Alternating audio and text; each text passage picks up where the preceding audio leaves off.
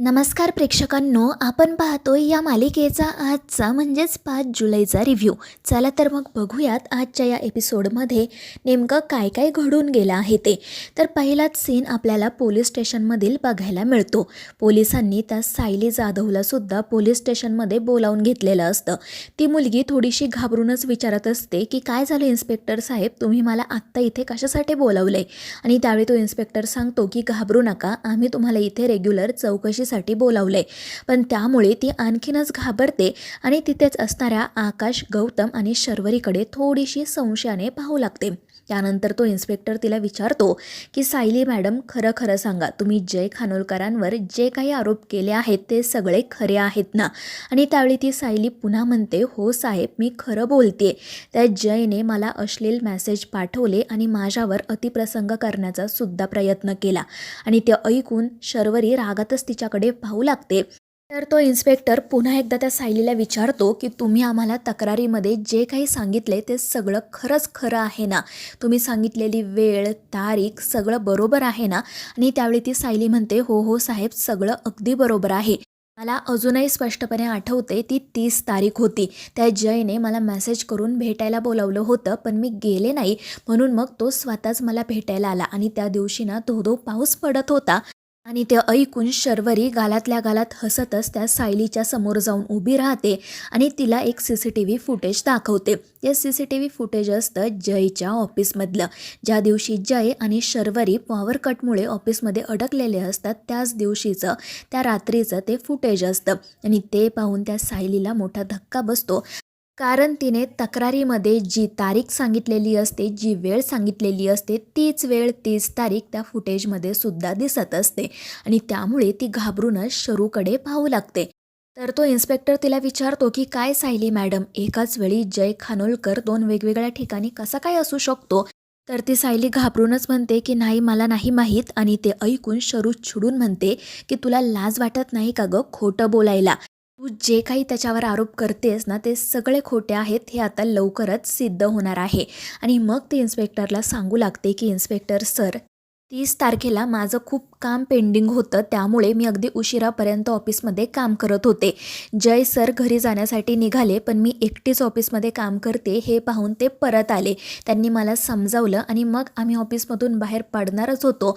तितक्यात power cut झाला आणि आम्ही ऑफिसमध्येच अडकलो. जय रात्रभर तिथेच माझ्या सोबत होता आणि सकाळी मकरंदने आम्हाला तिथून बाहेर काढलं. आणि जर तुमचा माझ्या बोलण्यावर विश्वास नसेल ना, तर तुम्ही CCTV फुटेज चेक करू शकता. त्यामध्ये सगळं काही स्पष्टपणे दिसेल. आणि ते ऐकून सगळेजण शरूकडे पाहू लागतात. तो इन्स्पेक्टर म्हणतो की शर्वरी मॅडम, तुम्ही आता हे जे काही बोलताय त्यावर तुम्ही ठाम आहात ना? कारण जेव्हा हे सगळं जगासमोर येईल तेव्हा कदाचित तुमची बदनामी होऊ शकते. लोक म्हणू शकतात की तुम्ही रात्रभर जय खानोलकरांसोबत होता. आणि त्यावेळी शरू स्पष्टपणे सांगते की सर, मला बदनामीची भीती वाटत नाही. मी जे खरं आहे तेच सांगते आणि मुळात माझा स्वतःवर आणि माझ्या फॅमिलीचा माझ्यावर पूर्ण विश्वास आहे. मी काही चुकीचं केलेलं नाही आहे, त्यामुळे मी बदनामीला घाबरणार नाही. ही मुलगी सायली खोटं बोलते, जयवर चुकीचे आरोप करते. जय पूर्णपणे निर्दोष आहे. पण इतकं सगळं ऐकून सुद्धा त्या सायलीला थोडीही अक्कल आलेली नसते. ती पुन्हा शरूवरच आरोप करत इन्स्पेक्टरला म्हणू लागते की इन्स्पेक्टर साहेब, ही मुलगी खोटं बोलते. अहो, ही रात्रभर त्या जयसोबत होती म्हटल्यावर ही त्याचीच बाजू घेणार ना?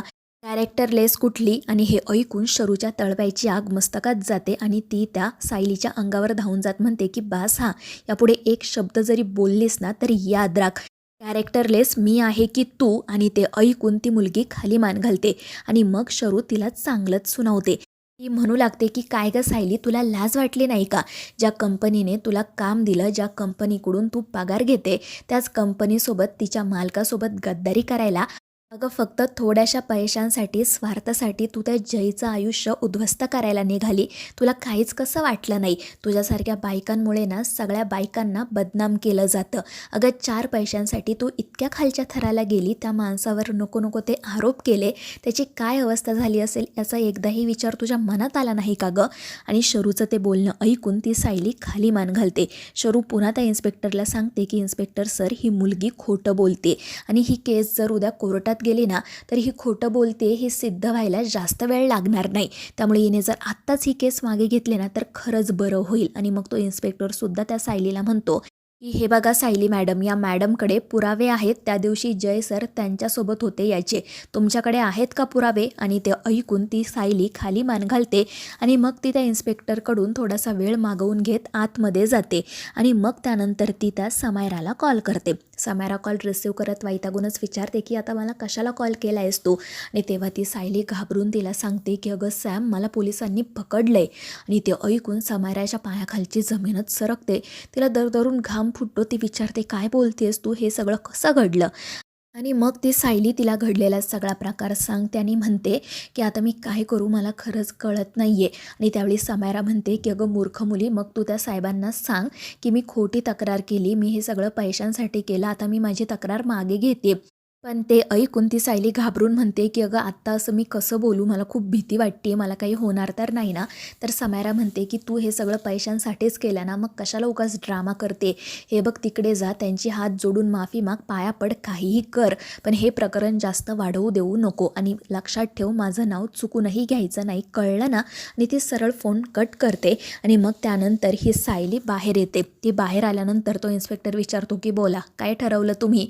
आणि मग ही मुलगी त्या समायराने सांगितल्याप्रमाणे हात जोडून रडतच माफी मागू लागते आणि हे कबूल करते की जय सरांनी माझ्यासोबत कोणतंही अश्लील वर्तन केलेलं नाही आहे, मी पैशांसाठी त्यांच्या विरोधात खोटी तक्रार केली. आणि ते ऐकून गौतम तर खूपच चिडतो आणि तिच्या अंगावरच धावून जायला निघतो. पण आकाश त्याला थांबवतो आणि म्हणतो की आपण आपली पातळी सोडून नाही चालणार. आणि मग ती सायली घाबरून सगळं काही कबूल करायला सुरुवात करते. पण ती त्या समायराचं नाव काही घेत नाही. आणि मग त्यानंतर ती तक्रारही मागे घेते. चरू रागातच तिला म्हणत असते की मी तुला सांगितलं होतं, खोटं बोलू नको, काही झालं ना तरी जयला मी निर्दोष मुक्त करणारच. आणि मग त्यानंतर ती सायली खाली मान घालून तेथून निघून जाते. आणि मग त्यानंतर जयची निर्दोष सुटका होणार म्हणून आकाश, गौतम आणि शरू खूपच आनंदात असतात. वकील साहेबसुद्धा खुश असतात. आणि मग त्यानंतर इन्स्पेक्टर गौतमला सांगतो की तुम्ही आता पुढची प्रोसिजर पूर्ण करा आणि जय सरांना घरी घेऊन जा. आणि ते ऐकून गौतम तर खूपच खुश होतो. त्यानंतर मग दुसरा सीन आपल्याला असा बघायला मिळतो की ती जी तेजस्विनी असते ती अस्वस्थपणे फेऱ्या मारत असते. तिकडे पोलीस स्टेशनमध्ये नेमकं काय घडते हे तिला काहीच माहिती नसतं आणि म्हणूनच तिला खूप भीती वाटत असते. पण मग थोड्याच वेळात गौतम जयला घेऊन घरी येतो आणि जय सुखरूप घरी आला आहे हे पाहून सगळ्यांचाच आनंद गगनात मावेनासा होतो. तेजस्विनी धावतच त्याच्याकडे जाते, त्याला विचारू लागते की अरे जय, नेमकं तिकडे काय घडत होतं, तू ठीक आहेस ना बाळा, काय झाले प्लीज मला सांग. पण जय काही बोलण्याच्या मनस्थितीत नसतो. आणि मग भानू आजी तेजस्विनीला समजावते, तिला शांत करते आणि जयला सुद्धा काही न विचारता त्याला त्याच्या रूममध्ये पाठवते. जेव्हा तो तेथून निघून जातो तेव्हा या दोघीजणी गौतमकडे पाहू लागतात. गौतम म्हणत असतो की मला सुद्धा दादाची काळजी वाटते, कारण इथे येईपर्यंत तो माझ्याशी एकही शब्द बोलला नाही. नंतर तर मला भीती वाटू लागली होती, पण आता मला असं वाटते की आपण त्याला थोडा वेळ द्यायला हवा. आणि त्यावर याही दोघीजणी हो म्हणतात आणि मग सगळेजण आपापल्या रूममध्ये जातात. पण मग त्यानंतर मध्यरात्री तेजस्विनी थेट जयच्या ऑफिसमध्येच जाते आणि मग ती तिथे जाऊन जयच्या कंपनीचं CCTV फुटेज चेक करते. आणि त्यावेळी तिला त्या फुटेजमध्ये समायरा त्या सायलीला चेक देताना आणि मग त्यानंतर जयच्या केबिनमध्ये येऊन त्याच्या मोबाईलवरून तिला मेसेज करताना स्पष्टपणे दिसते. आणि ते पाहून तेजस्विनीला मोठा धक्काच बसतो. तिला हे पूर्णपणे समजलेलं असतं की या सगळ्याच्या पाठीमागे ती समायरा आहे आणि त्याचमुळे तिच्या तळपायची आग मस्तकात जाते. ती लगेचच समायराला कॉल करते आणि एके ठिकाणी भेटायला बोलावते. आणि मग त्यानंतर आपण असं पाहतो की समायरा तर तेजस्विनीला भेटायला येते आणि आल्यावर ती एकदम आनंदाने म्हणू लागते की काय झालं तेजू मॉम, तुम्ही मला इथे का बोलावलं आहे, काही घडलं आहे का? आणि त्यावेळी तेजस्विनी तिच्या एक सणसणीत कानाखालीच मारते. त्यामुळे समायरा खूपच घाबरते. तिला काय बोलावं तेच सुचत नाही. तिला अगदी दरदरून घाम फुटतो. तर तेजस्विनी तिला म्हणते की तुझी हिंमत कशी झाली माझ्या मुलाच्या वाटेला जायची, तुला लाज वाटली नाही का गं त्याच्यावर हे असे घाणेरडे आरोप करताना, त्याला या अशा जाळ्यात अडकवताना? आणि त्यावेळी ती मुलगी रडतच म्हणू लागते की मला माफ करा, मी हे सगळं तुमच्याचसाठी केलं. मला असं वाटलं की जर मी हे असं काहीतरी केलं तर जयचा बायकांवर असणारा राग ट्रिगर होईल आणि मग तो लग्नालाच नकार देईल आणि आपलं काम सोपं होईल. आणि ते ऐकून तेजस्विनी चिडून म्हणते की तुला तुझी अक्कल चालवायला कोणी सांगितली होती? हे बघ, मी तुला शेवटचं सांगते, यापुढे तू तुझ्या स्वार्थासाठी माझ्या कुटुंबाच्या वाटेला जायचं नाही. जर तू माझ्या मुलांना त्रास द्यायचा प्रयत्न केलास ना, तर याद राख, तुझ्या या मूर्खपणामुळे आज आमच्या संपूर्ण कुटुंबाचं नाव स्टेकवर लागलंय. आणि ते ऐकून ती समायरा रडतच तेजस्विनीची माफी मागते. तर तेजस्विनी तिला तेथून निघून जायला सांगते आणि मग ती मुलगी तेथून निघून जाते. पण जे काही घडलेलं असतं त्यामुळे तेजस्विनी मात्र खूप जास्त चिडलेली असते. त्यानंतर मग दुसरा दिवस उजाडतो. शरूची ऑफिसला जायची गडबड सुरू असते. पमा तिला चहा प्यायला देते आणि तिला असंही म्हणते की आज दुपारी ना मी तेजस्विनी ताईंना फोन करेल, त्यांच्या तिकडे सगळं ठीक आहे की नाही ते पाहिलं. आणि त्यावर शरूसुद्धा हो म्हणते. त्यानंतर आपली पमा स्वामींचे आभार मानते, कारण जयची सुखरूप निर्दोष सुटका झाली असते म्हणून. आणि त्यावेळी शरू तिला म्हणत असते की मम्मी, अगं तो जय कितीही आगाऊ असला, कितीही शायनर असला ना, तरी तो मुलींसोबत कधीच चुकीचं वागू शकणार नाही. माझा त्याच्यावर पूर्ण विश्वास होता. आणि त्यावर पमासुद्धा म्हणते की हो गं बाई, अगदी खरं आहे. त्यानंतर मग ती तिच्या कामाला जाते. तर आपली जी अनु असते ती उगाच जयचं नाव घेऊन शरूला चिडवायला सुरुवात करते. त्यानंतर मग शरू ऑफिसला जाण्यासाठी निघते. जाताना ती स्वामींचा आशीर्वाद घेते आणि त्यांच्या फोटोसमोर असणारं चाफ्याचं एक फूलसुद्धा ती तिच्या पर्समध्ये टाकते. तर दुसरीकडे आपल्याला असं बघायला मिळतं की जयवर झालेले सगळे आरोप खोटे होते. त्या सायलीने हे सगळं फक्त पैशांसाठी केलं होतं आणि आता जय खानोलकरांची निर्दोष मुक्तता झाली. याच बातम्या टी व्हीवर सगळीकडे लागलेल्या असतात आणि त्या पाहून खानोलकरांच्या जीवात जीव येतो. त्यानंतर मग जय ऑफिसला जायला निघतो. तर तेजस्विनी, भानुआजी त्याच्याशी बोलायला जातात. त्याला म्हणू लागतात की बाळा, काही न खाता पिता प्लीज असा घरातून बाहेर पडू नको, आमच्यासाठी काहीतरी खा. आणि त्यावर जय नाईलाजाने का होईना पण थोड्या वेळासाठी थांबतो. आणि तीच संधी साधून ही तेजस्विनी त्याच्या मनात पुन्हा एकदा बायकांविषयी विष निर्माण करण्याचा प्रयत्न करू लागते. ती बाई खुशाल म्हणते की जय, तुझा निर्णय अगदी बरोबर होता. या बायकांपासून ना लांब राहणं चांगलं आहे. आजकालच्या मुलींना खरंच खूप विचित्र आहेत. कोण कशासाठी काय करेल काहीच सांगता येत नाही. आणि त्यावेळी जयला त्याच्या लहानपणी जे काही घडलेलं असतं ते पुन्हा आठवू लागतं. आणि मग त्यानंतर तो काही न बोलता किंवा काही न खाता पिताच थेट घरातून बाहेर पडतो. तर मित्रांनो, आता या मालिकेच्या पुढील भागांमध्ये आपल्याला असं बघायला मिळतं की जयचा बायकांवरचा राग पुन्हा एकदा वाढलेला असतो.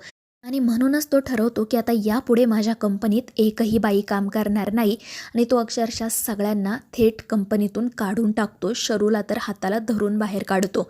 तर मित्रांनो, या मालिकेच्या पुढील भागांमध्ये आता नेमकं काय काय घडणार आहे हे पाहण्यासाठी आपल्या चॅनेलला सबस्क्राईब